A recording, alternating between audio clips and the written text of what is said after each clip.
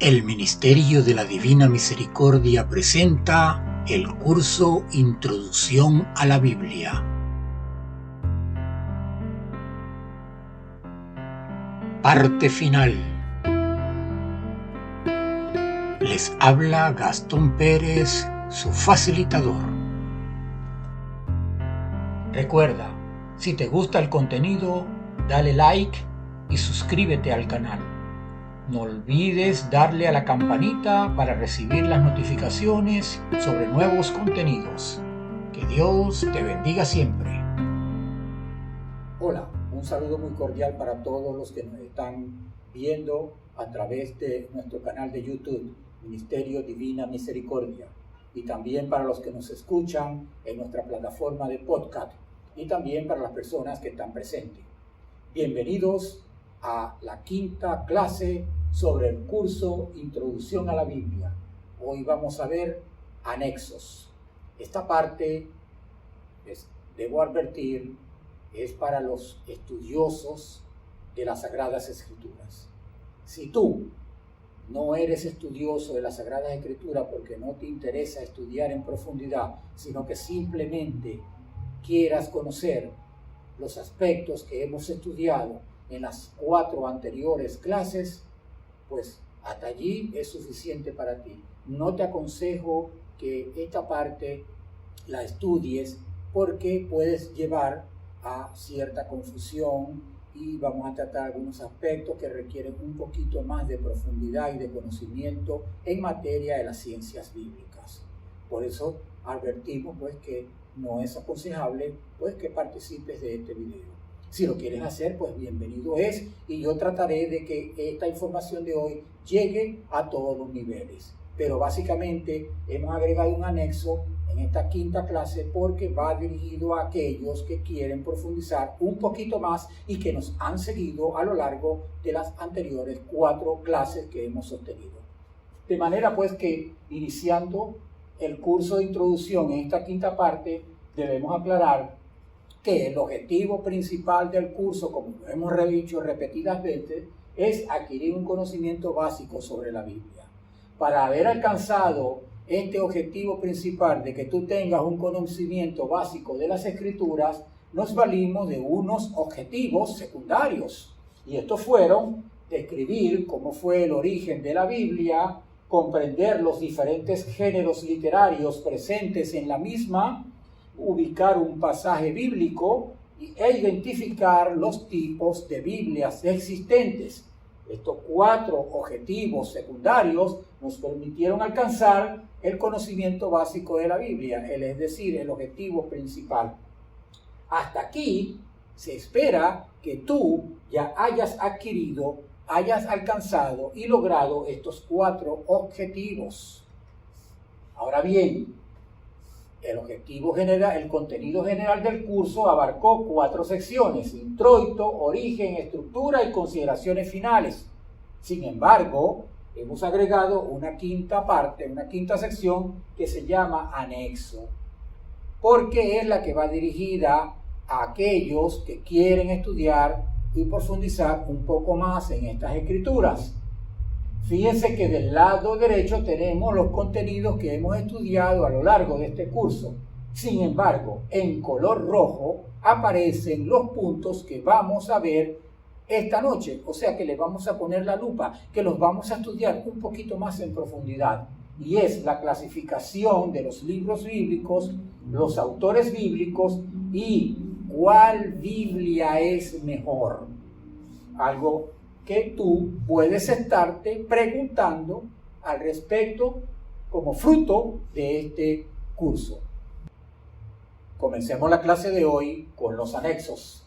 Veamos. Vimos en la clase pasada que si a ti te interesaba estudiar las Escrituras, pues lo íbamos a agregar en esta parte, en esta última clase. Si a ti no te interesaba, te debo recordar pues cualquier Biblia es buena para ti. Lo único que tienes que tomar en consideración es que tenga la autorización de la Iglesia Católica, sea por el imprimatur, sea por el Nihil Nostra, o sea por la carta autorizativa de la conferencia episcopal del lugar. Pero si a ti te interesa profundizar en las Sagradas Escrituras, esto es lo que tenemos para ti. Este es el punto que a ti te interesa conocer de lo que hemos estudiado a lo largo de este curso introductorio a las Sagradas Escrituras. Entonces, para ti que te interesa estudiar las Sagradas Escrituras, deberás considerar, deberás tomar en cuenta los siguientes aspectos que vamos a enumerar. Sobre la clasificación de los libros, sabemos que la Biblia Sacra Vulgata es la Biblia oficial de la Iglesia Católica, es la Biblia de todos los cristianos. Esta Biblia oficial está en el idioma, está escrita en latín, y se dividen los libros del Antiguo Testamento en 5 partes. Como pueden ver en pantalla, el Pentateuco, el libro histórico, el libro profeta, los sapiensales y los libros líricos. Y el Nuevo Testamento está dividido en 4 partes: los evangelios, los hechos de los apóstoles, las epístolas o cartas, sean de Pablo, sean católicas, y el libro del Apocalipsis. Esta es la clasificación que vimos en las clases anteriores y cómo en la Iglesia Católica se seccionan, se dividen, se clasifican los libros de las Sagradas Escrituras. Ahora bien, tenemos aquí la Biblia hebraica. Cuando estudiamos en la segunda clase y parte de la primera los orígenes de los libros, concluimos que esta Biblia fue establecido su canon en aproximadamente el año 95 después de Cristo, es decir, a finales del siglo I. Y esto fue establecido por los judíos en la escuela de Yania, que queda hacia el noroeste de la ciudad de Jerusalén. Ellos, los judíos de esa escuela, establecieron el canon, y este pasó a llamarse Canon de Palestina. Este Canon de Palestina, para la Biblia hebraica, tenemos que en 3 secciones está clasificado. Tenemos una primera parte que se llama la ley, que lo constituyen los libros del Pentateuco o la Torá, como se conoce en el mundo judío, que corresponde a los libros de Génesis, Éxodo, Levítico, Números y Deuteronomio, que también lo llaman los 5 libros de Moisés. Tenemos otra clasificación que son los libros proféticos, donde se incluyen profetas anteriores, que serían Josué, Jueces, Primera y Segunda de Samuel juntos, Primera y Segunda de Reyes juntos. Sabemos que estos libros en la Biblia católica corresponden a libros históricos. En la Biblia hebraica pertenecen a profetas anteriores, así lo denominan. Y luego tenemos los profetas posteriores, en este caso serían los 3 mayores, Isaías, Jeremías y Ezequiel, y los 12 profetas menores, como pueden ver en pantalla: Abdías, Ageo, Amós, Habacuc, Joel, Jonás, Malaquías, Miqueas, Nahum, Oseas, Sofonías y Zacarías. Y la tercera parte en que es clasificada la Biblia hebraica en la que se llaman los otros escritos o agiógrafos. Y a estos pertenecen Primera y Segunda de Crónicas juntos como un solo libro, los Salmos, Proverbios, el libro de Esther, Ruth, el Eclesiastés o Coelet, el libro de Job, Cantar de los Cantares, Lamentaciones, Daniel y Esdras Nehemías. Está en azul Esdras Nehemías porque en la Biblia católica Esdras es un libro y Nehemías es otro libro, pero en la hebraica es un solo libro que lo componen los dos. Otra Biblia que vimos su origen cuando estudiamos los orígenes de los libros fue la Biblia de los 70 o Biblia griega o Biblia Septuaginta, que es la Biblia de los judíos griego parlantes. O sea que los judíos que solamente hablaban en griego y que vivían en la diáspora. Entonces vimos que esta Biblia, recordemos que fue producida aproximadamente en el siglo III a.C., porque los judíos que vivían en Egipto no sabían hablar hebreo, eran griegos parlantes, porque habían nacido y criado allí, y necesitaban las escrituras hebreas en el idioma de ellos, que era el griego, y por eso nace esta Biblia. Esta Biblia se clasifica en dos secciones, legislación e historia, donde tenemos todos los libros que ustedes están viendo en pantalla. Génesis, Éxodo, Levítico, Número, Deuteronomio, Josué, Jueces, Ruth, los 4 libros de los reinos, que así lo llaman en esa Biblia, que corresponden a la primera y segunda de Samuel y a la primera y segunda de Reyes. Asimismo tenemos los paralipómenos o crónicas, donde aparece la primera y segunda como un solo libro, el libro de Esther.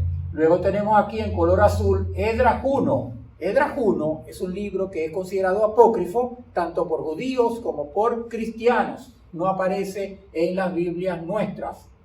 El libro de Esdras 2, que sí aparece, que es Esdras y Nehemías, como lo vimos anteriormente.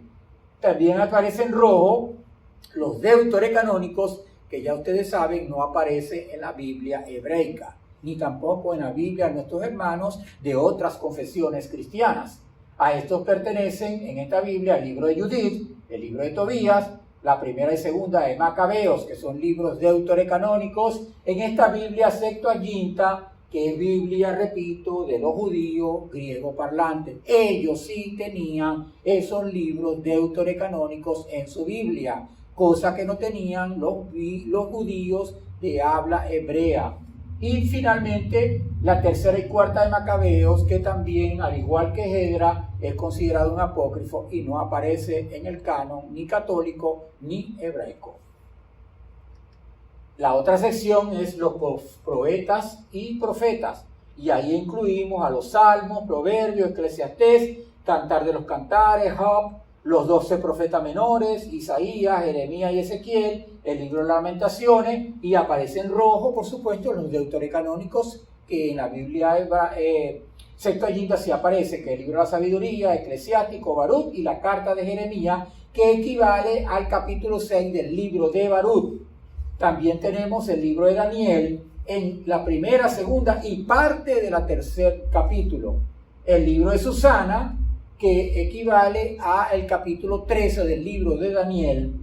El libro de Bel y el dragón, que equivale al capítulo 14 de Daniel. Y los 2 apócrifos, Odas de Salomón y Salmos de Salomón. Una vez visto esta parte de la clasificación, esto no lo estudiamos en la vez anterior porque solamente tocamos la Biblia católica, que era la que nos competía. Pero tú, que estás estudiando y que tienes más interés, te hemos presentado la clasificación de estos libros y los libros que no están canonizados ni en la Biblia hebraica ni en la Biblia católica, para que profundices un poco más tu conocimiento sobre las Sagradas Escrituras. Ahora vamos a ver qué tenemos sobre los autores. Cuando estudiamos esta parte, vimos que los autores normalmente se asignan a el nombre del libro, al nombre que tradicionalmente se le ha dado al libro, pues el autor casi siempre se le asignaba el mismo, como lo estudiamos. Pero vamos a ver lo que la exégesis moderna nos está diciendo sobre los autores bíblicos. Con respecto al Antiguo Testamento, en primer lugar, debemos saber que, y nos preguntamos, ¿quién escribió el Pentateuco? Vimos allá que a Moisés, y por eso a veces se llama los 5 libros de Moisés, se le asigna la autoría del Pentateuco, de los 5 primeros libros de la Biblia. Pero debemos considerar algunos aspectos sobre el Pentateuco, como cuáles. El Pentateuco mismo nos dice que Moisés solo escribió 4 veces y están en Éxodo 24:4, Éxodo 34:28, Números 33:2 y Deuteronomio 31:22. En esas citas bíblicas, en esos pasajes, nos dice que Moisés escribió. No nos dice más nada. Por eso ya empezamos a dudar, porque nos habla de que Moisés solo escribió 4 veces en los 5 libros de Pentateuco. También en Deuteronomio capítulo 34 se narra la muerte de Moisés. Entonces nos preguntamos, ¿cómo puede Moisés haber escrito su muerte si él estaba muerto? Por eso entonces empezamos a dudar sobre la autoría que se asigna a Moisés. Porque si Moisés estaba muerto, entonces, ¿cómo se escribió todo el relato que aparece de su muerte? Otra cosa que tenemos que considerar que nos hace poner en duda la autoría de Moisés en los libros del Pentateuco es porque en los 5 primeros libros existen, especialmente en el Génesis, existen discordancias y existen duplicados. Por ejemplo, en Génesis 1, 2 y 3, léase los capítulos, hay 2 relatos sobre la creación del hombre. En Génesis capítulo 6 al 8 hay 2 relatos combinados del diluvio universal. En Génesis 15 y 17 se narra 2 veces la alianza de Dios con Abraham. En Génesis 37 al 46, parte del 47, hay 2 relatos combinados de José y los hermanos, o sea, los hijos de Jacob. En Éxodo 3, 4 y 6 hay 2 relatos de la vocación de Moisés. En Éxodo 20 y Deuteronomio 5 hay 2 textos del Decálogo, o sea, de los 10 mandamientos, entre otros muchos. Y también hay muchas leyes repetidas, hay repetición. ¿Qué nos indica? Y hay muchas cosas más, solamente estamos exponiendo las más puntuales, las más que pueden ser conocidas. Entonces, nosotros decimos, difícilmente en un escrito, un autor repite un mismo hecho más de una vez. Si tú estás escribiendo, si tú eres escritor y vas a relatar una historia, no la vas a repetir varias veces, repites una sola vez y punto. Entonces, eso es lo que nos lleva a pensar que en el Pentateuco intervinieron varios autores. En el Pentateuco nos encontramos con que hay varios autores que redactaron los 5 libros que componen el mismo. Por eso, de acuerdo a las distintas épocas de la redacción de los textos del Antiguo Testamento, nos vamos a encontrar con 3 grupos de autores. Encontramos en primera instancia a los más antiguos, que son los yavistas, que aparecen en el siglo IX a.C. Posteriormente aparecen por ese mismo siglo los eloístas y los deuteronomistas. Este es el primer grupo de escritores bíblicos más antiguos.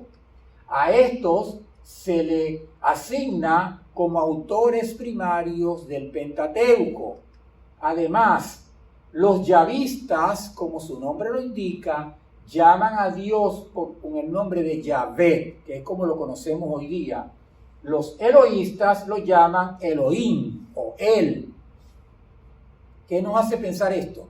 Que cuando tú lees el Pentateuco y consigues el nombre de Yahvé, lo más seguro es que ese pasaje haya sido redactado por la escuela yavista. Y cuando aparezca Elohim o El Shaddai, por ejemplo, es la escuela eloísta la autora de ese pasaje. En las Biblias modernas, normalmente para evitarse problemas, dada la cantidad de nombres de Dios en el Antiguo Testamento, Yahvé, Elohim, El Shaddai, Adonai, etc., pues lo que ocurre es que lo ponen con un solo nombre para salir. Por lo general el Señor tal cosa, el Señor tal cosa. Entonces, difícilmente en la Biblia moderna tú vas a encontrar, por ejemplo, Elohim. Pero si buscas un texto antiguo, sí te vas a dar cuenta que ahí aparece el nombre de Elohim. Y entonces allí te das cuenta la escuela que redactó ese pasaje bíblico. Eso tiene más profundidad, pero no es el punto que estamos tratando en este curso.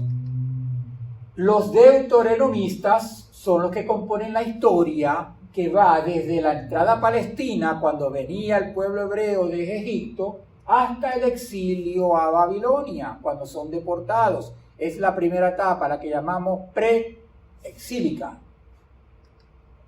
Luego aparecen, después del exilio, aparecen los autores que se llaman proféticos.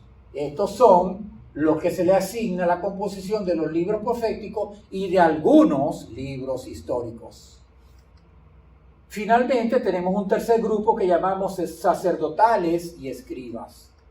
A estos, primero, florecieron en el periodo que va desde la cautividad en el exilio en Babilonia hasta la época del post-exilio, cuando regresan nuevamente a Jerusalén. A ellos se le asigna pues la autoría de lo que escriben durante esa época, de los hechos que se consiguen en el texto bíblico de esa que narra el post-exilio.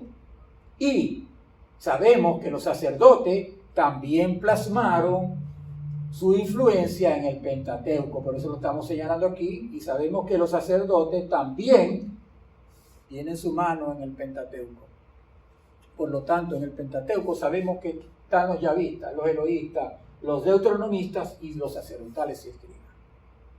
Y eso es lo que nos lleva a pensar entonces de que difícilmente puede ser Moisés el autor de los 5 libros del Pentateuco. Veamos ahora qué tenemos sobre la autoría en los libros del Nuevo Testamento. De acuerdo a la tradición, y ya lo vimos en la clase pasada, a Pablo, de su puño y letra, vamos a decir así en el argot popular, se le asigna porque se entiende y no hay discusión de que él es el autor de la primera y segunda de Tesalonicenses, de la carta a los Filipenses, de los Gálatas, primera y segunda de Corintios, Romanos y Filemón. ¿Por qué? Porque Pablo, y al igual que cualquier ser humano, tiene un estilo de redacción. Tú tienes una forma de escribir. Si tú vas a redactar una carta, siempre vas a tener un estilo, un formato, una norma que tú estableces. Así hacía Pablo. Él tenía una norma. Y por eso sabemos que estos libros, estas epístolas, pertenecen a Pablo. Pero, en cambio, Colosenses, primera y segunda de Timoteo, Tito, Efesios y Hebreo, no se puede decir, se discute que sea Pablo el autor. ¿Por qué? Porque allí hay cambios en la forma de escribir, de expresar el mensaje, de pensar del apóstol Pablo. Entonces se discute si fue Pablo o fue un discípulo de él en tiempo posterior. Eso está en discusión. En la carta a los Hebreos, sí, definitivamente ya no hay dudas entre los exégetas que esa carta no fue escrita por el apóstol Pablo. Igualmente, con respecto a la carta de Santiago, la exégesis moderna no establece un autor. El autor de esa carta es indeterminado. No sabemos quién la escribió, pero Santiago no fue. Con respecto a la primera y segunda de Pedro, se duda que sea Pedro el apóstol el que haya escrito esa carta. Con respecto a la carta de Judas también se preguntan, ¿es un judío helenístico? Porque la forma como está redactada la carta de Judas se ve que la hizo alguien que dominaba el griego y difícilmente un hebreo, y menos Judas que era hebreo de Galilea, pues dominaba pues la lingüística con respecto al griego. Por lo tanto, este judío que, si hablamos del apóstol, hablaba arameo, pero este judío que escribió la carta de Judas es posiblemente un judío helenístico, o sea, un discípulo. La primera de Juan también tiene sus problemas. No sabemos si fue Juan el apóstol y evangelista o fue otro Juan. Y eso también lo llevamos a la segunda y tercera de Juan y el Apocalipsis, donde no se piensa que fue un Juan, sino sería Juan el apóstol. O sea, no sabemos. Se duda de que sea Juan el apóstol el que escribió. Sobre esto debemos comentar lo siguiente. Juan el apóstol, pues, tuvo su vida a posteriores a donde fue creo que fue a lo que es la moderna Turquía hoy día, a evangelizar. Se duda que el Juan que estaba frente a la cruz al momento de la pasión haya sido Juan el apóstol. Se piensa que ese Juan a quien Jesús le dio su madre para el cuido, ese Juan posiblemente sea el autor tanto de la primera de Juan, de la segunda y tercera de Juan, el Apocalipsis y posiblemente hasta el Evangelio. No sabemos, no lo podemos saber todavía. Por lo menos los hallazgos arqueológicos hasta este momento no nos han dado prueba de que sea Juan el apóstol o ese otro Juan. También se dice que ese otro Juan era el dueño de la casa donde Jesús celebró la cena del Señor, víspera de su pasión. Ahora entramos a observar algo que a lo mejor tú te puedes estar preguntando y que te puede estar curioseando para comprender un poco mejor. Porque cuando vimos la clase anterior, ya lo dijimos, que si no te interesaba estudiar la Biblia, pues cualquier Biblia era buena.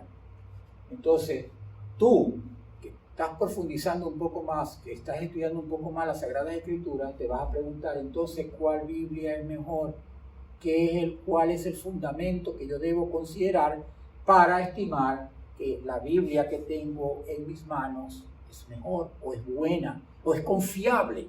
Vamos a decir que sea mejor, sino que es más confiable en cuanto al relato, que lo que yo lea en esa escritura sea lo que realmente se dijo y se escribió, y no sea una composición de lo que transliteraron de los idiomas originales.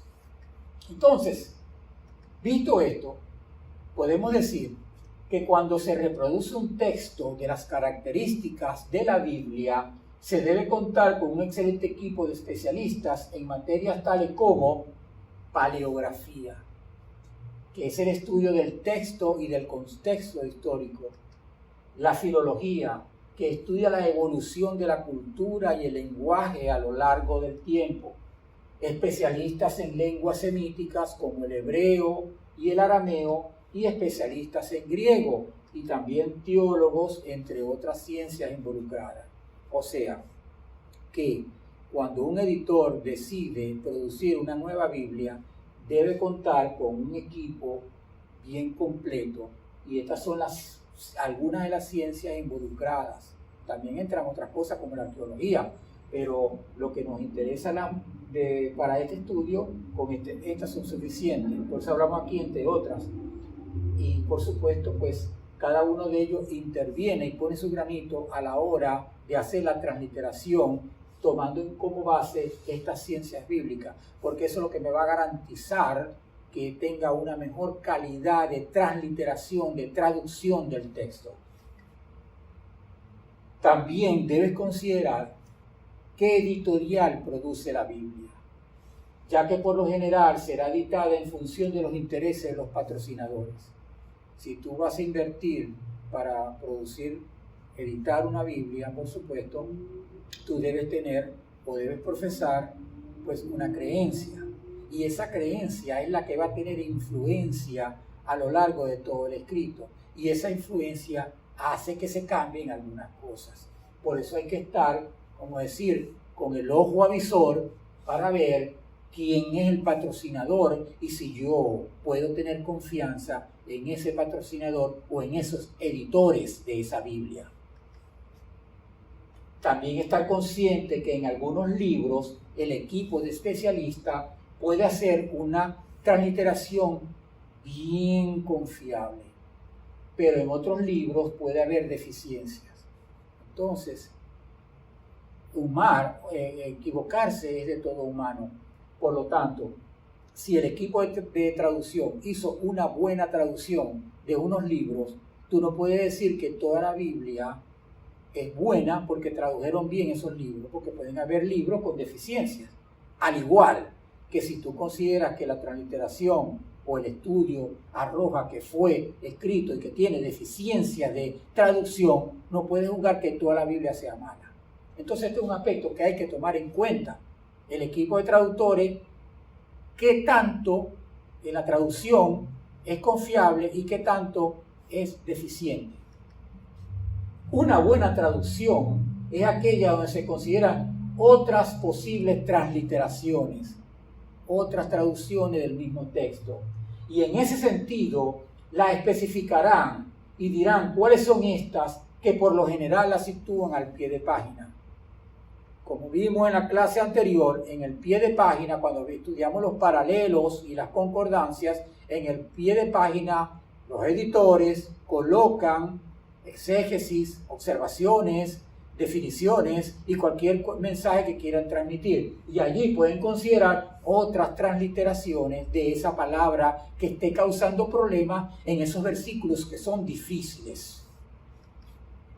Fíjense que al respecto, la importancia de esto que estamos hablando, en el año 2001, la Iglesia Católica, para la recta aplicación de la Constitución de la Sagrada Liturgia que estableció el Concilio Vaticano II por allá por los años 60, en la quinta instrucción denominada Liturgiam Authenticam, sobre el uso de las lenguas vernáculas en los libros litúrgicos, recomienda, entre otros aspectos, no traducir de otras traducciones, sino ir directamente a los textos originales, hebreos, arameos o griegos, para los textos de las Sagradas Escrituras. En el numeral 24 de este documento, Liturgia Auténtica, ustedes consiguen esta proclama de la Iglesia Católica. Entonces, esto nos está diciendo, la misma Iglesia nos está diciendo, acudan a los textos originales, no tomen en cuenta una traducción, porque ¿qué pasa? Si tú traduces un texto de un lenguaje, tú le vas a aplicar lo que ya vimos, el estudio paleológico, la filología, el estilo de lengua semítica, etc., y estableces una traducción. Pero si de esa traducción vas a volver a hacer otra traducción a otro idioma, al idioma vernáculo, el tuyo, entonces allí hay otro modo de pensar. Entonces se va desvirtuando la traducción del original y entonces se empiezan a ver otros aspectos que se están tocando que no tienen nada que ver con el original. Y eso es lo que la Iglesia advierte. No traduzcan de traducciones, sino de los textos originales. Ir a las fuentes. Por eso, muchas ediciones de la Biblia dicen que su traducción es fiel y exacta de los originales hebreo, arameo y griego, pero no especifican de cuáles. Y eso te va a poner a dudar, porque veo en mi Biblia que me dice textos traducidos de los originales hebreo, arameo y griego, pero no me dicen de dónde. Entonces, eso no deja que pensar, deja mucho que desear en cuanto a la calidad, porque te pone a dudar. Ajá, me están diciendo esto, pero ¿de dónde? Es más confiable, en cambio, cuando los editores manifiestan de dónde tomaron los textos originales y te lo especifican en la introducción, en el prefacio, en el prólogo, en algún punto al comienzo de la escritura te dicen de dónde tomaron los documentos originales para hacer la traducción. Y eso te da más confiabilidad a la hora de tener confianza en la Biblia que tienes en tus manos. O desconfiar si tu Biblia es de esas que hay que poner, como decir, en tela de juicio. Es por ello, si la Iglesia nos recomienda ir a los textos originales, entonces, y los textos originales los vamos a conseguir ¿a dónde? Fíjense que los códices, cuando vimos en la primera clase en que se escribió la Biblia, las Sagradas Escrituras, vimos y hablábamos de los papiros, de los pergaminos y de los códices o manuscritos, que son manuscritos. Entonces, no hay papiros, no hay pergaminos, y lo que nos llega hasta esta época, como más antiguo, en cuanto a completo, a texto completo, no fallo, son los códices. Entonces, entre los códices más antiguos y completos relacionados con la Biblia, nos encontramos con el Códice de Leningrado, que data del siglo XI. Este Códice de Leningrado es completo para el texto masorético fijado en el Antiguo Testamento. Recuerden que el texto masorético fue fijado por los masoretas por allá entre el siglo VIII y el siglo IX.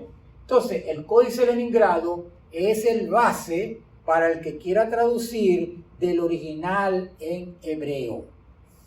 Asimismo, tenemos el Códice Vaticano, que data del siglo IV y que es el más completo que existe en la actualidad para efectos de la traducción de la Septuaginta o o Biblia de los 70 o Biblia griega.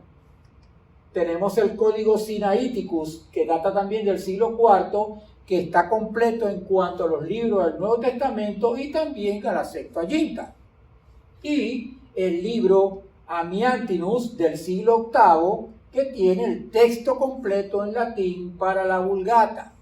O sea que el que quiera traducir de la Vulgata y va al códice original en latín, lo más antiguo que llega es al siglo VIII, es decir, 4 siglos después que fue canonizada por la Iglesia por primera vez. Entonces, como pueden ver, los códices que les estamos presentando nos dan una idea, nos dan un apoyo, a la vez que nos dan un mayor conocimiento para saber que a la hora de leer una Biblia, si nos hablan de estos códices, ya nosotros no vamos a ser neófitos, sino que ya tenemos un conocimiento, ya sabemos que aquí tenemos códices para los diferentes libros en cuanto a lo más completo, porque hay muchos códices, pero están fallos. Los más completos son estos que están viendo aquí y que son los que toman los eruditos modernos para hacer las traducciones de la Biblia actualmente. Sigamos. Muchas ediciones de la Biblia también utilizan como fuente la Biblia hebraica Sturgatensia, que fue emitida por primera vez en 1937. Esta Biblia tiene el texto hebreo por Rudolf Kittel y Paul Kale en cuanto al texto masorético como base. O sea, esta Biblia Sturgatensa es la más confiable para el texto hebreo del Antiguo Testamento, pero ese texto fue fijado por los masoretas. Y ahora vamos a ver algo al respecto. También tenemos la Biblia Septuaginta, cuya publicación fue en 1935, contiene el texto griego del Antiguo Testamento por Alfred Ralph. Esta es la Biblia que utilizan normalmente los eruditos modernos, tanto la Septuaginta de Ralph como la Biblia hebraica Sturgatensa, de Kittel y de Kerr. También utilizan el The Greek New Testament, o sea, el texto griego del Nuevo Testamento, especialmente aquellos que surgieron a partir del siglo XIX, cuando después de la Ilustración del siglo XVIII, que comenzaron a dudar las enseñanzas de la Iglesia y a compararla con respecto a la ciencia a raíz de la Ilustración, entonces los especialistas comenzaron a publicar, a estudiar y a difundir nuevos estudios, entre ellos el texto griego del Nuevo Testamento, que pasó a reemplazar al conocido Textus Receptus, que era el que había dominado desde el siglo XIV. Ese texto dominó en los siglos XIV, XV, XVI, XVII, XVIII, hasta que en el siglo XIX empezaron a publicar nuevos estudios. Y la gente de hoy día se basa en esos estudios crítico-textual del texto griego del Nuevo Testamento. En 1947 se encontraron en las cuevas de Qumran, Israel, unos rollos escritos en hebreo, arameo y griego que datan desde los siglos II y I a.C. y algunos aparentemente del siglo I después de Cristo. A raíz de estos hallazgos se ha determinado que la Septuaginta refleja un contenido más parecido a los hebreos originales que la misma Taná actual heredera del texto masorético. Esto lo que quiere decir es, primero, la Tanakh es la Biblia actual que utilizan los hebreos, se llama así, la Tanakh. Entonces, con el hallazgo y la importancia de los rollos de Qumran, se puede determinar o se ha podido determinar que el texto en la Biblia griega de la Septuaginta es el más parecido al texto hebreo de los rollos de Qumran. Entonces, esto nos indica que el texto griego de la Septuaginta fue traducido de ese hebreo antiguo que apareció en los rollos de Qumran. En cambio, el hebreo fijado por los masoretas siglos después difiere un poco en comparación de esos libros que hallaron en Qumran. ¿Qué nos quiere decir esto? Que actualmente la Septuaginta tiene un contenido más parecido al original que la misma Taná actual en hebreo. Ese es el gran beneficio para la humanidad que ha dado el hallazgo de los rollos del Mar Muerto para el momento actual, porque con ese estudio que se ha dado de esos rollos y de esos textos, allí hay libros de Isaías completo. Entonces se ha determinado precisamente eso. ¿Qué indica esto entonces? Que muchas ediciones actuales están revisando sus publicaciones y considerando más el texto griego de la Septuaginta para la transliteración del Antiguo Testamento. Si no hubiese aparecido los rollos de Qumran, todavía siguiésemos tomando en consideración la Biblia hebrea de Turgartensia como el texto más confiable del Antiguo Testamento. Pero el hallazgo de esos rollos nos dicen que no es, que ese fue acomodado, modificado, que la Septuaginta es más confiable en cuanto a la transliteración, a la traducción con respecto al texto original en hebreo. Una buena traducción dependerá de la calidad del equipo de trabajo, la fuente utilizada para la translación y la neutralidad de los editores. Entonces, fíjense, una buena calidad de traducción dependerá de la calidad del equipo, lo que les dije, los paleógrafos, los especialistas en semítica, los especialistas en griego, arameo, y también la fuente que utilizaron para esa traducción y asimismo la neutralidad de los editores. Vuelvo a comentar sobre la neutralidad de los editores. Recuerden que si tú vas a producir, tú tienes unos intereses y los vas a anteponer. O sea, tu firma va plasmada en la edición que vas a hacer. Tú quieres que esto salga así, que esto salga acá, que esta enseñanza sea de esta forma, etc. Vas a influir. Entonces lo que se busca es una edición que sea neutral para que nosotros podamos confiar en el texto, que ese texto realmente expresa lo que escribió el autor original. Eso es lo que nos indica todo este estudio. Otro aspecto a considerar es la calidad de las notas, comentarios e introducciones a cada libro. O sea, esas otras palabras que aparecen al pie de página, al comienzo o al final, debes considerar que tu Biblia tenga esa información. Si no la tiene, puedes decir, es una Biblia muy sencilla, muy elemental. Decirlo a cualquier persona que no tenga interés en los estudios, porque lo que le interesa es la palabra de Dios. Para ellos es perfecto, no está mal. Pero para ti que estás estudiando, que te gusta profundizar, no está bien, porque necesito más información, estudios bíblicos que me den información al respecto. Entonces también influye la sistematización de los temas. Esto es muy importante porque tú de pronto ves una Biblia con los versículos de los capítulos y todo es escrito y no te dice nada al respecto. Pero si tú ves una Biblia que entre versículos, en determinados versículos o determinados capítulos, te colocan un título con subtítulos, o sea, te especifican más el punto que estás tratando, ese pasaje bíblico, entonces eso es sistematización y eso es lo que tienes que buscar en una buena Biblia, que tenga bastante sistematización de los temas, o sea, que estén bien definidos lo que se está tratando. Y no todo el texto que te lo deja a tu criterio. ¿Qué estarán hablando ahí? Tendrás que leer todo el texto, todo el capítulo, especialmente si es largo, para más o menos tener idea de lo que están hablando. En cambio, cuando te lo sistematizas, entonces ya tú sabes que están hablando de en un segmento de este punto, en otro segmento de otro punto y así sucesivamente. Resumiendo los factores a considerar, pues a la hora de establecer si una Biblia o cuál Biblia es mejor, es fuentes originales confiables, neutralidad de los editores, que ya lo dijimos. En el caso de las Biblias católicas, deberá buscar que tenga el nihil glossa, el imprimatur o la autorización de la conferencia del lugar.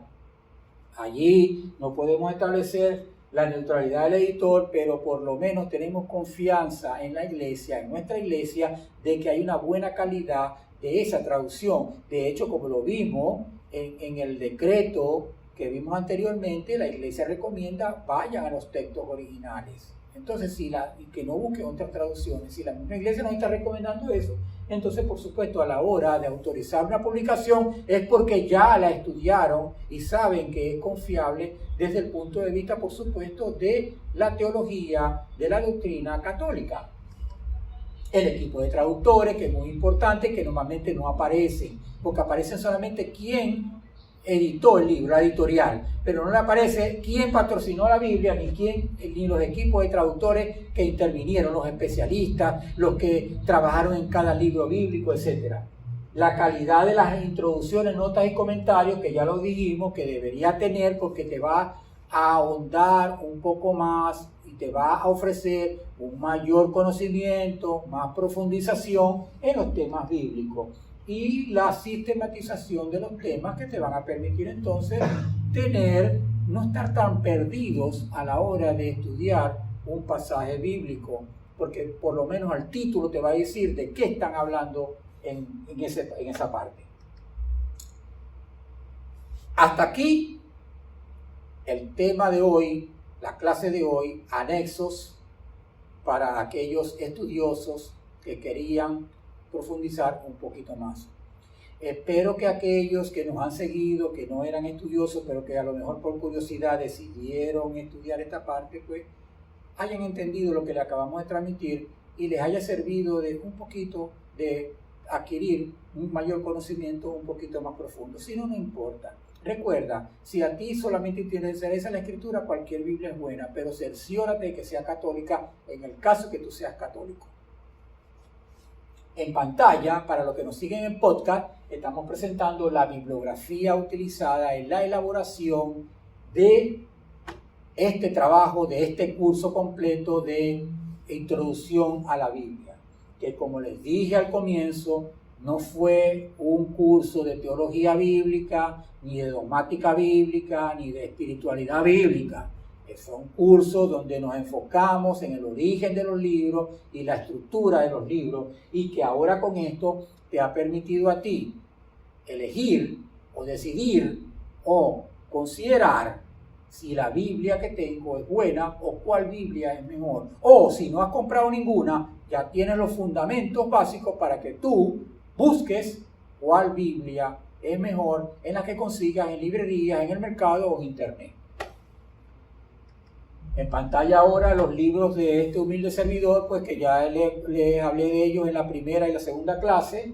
Pueden ver en pantalla el libro de mi autoría, pues lo pueden conseguir en internet, en la red de librería San Pablo en Venezuela, etc.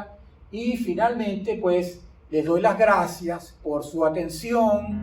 Espero pues que nos veamos en otro curso o en otra reunión, en otra convocatoria, en otra asamblea, lo que ustedes quieran, del Ministerio de la Divina Misericordia. Hasta pronto, que Dios lo bendiga.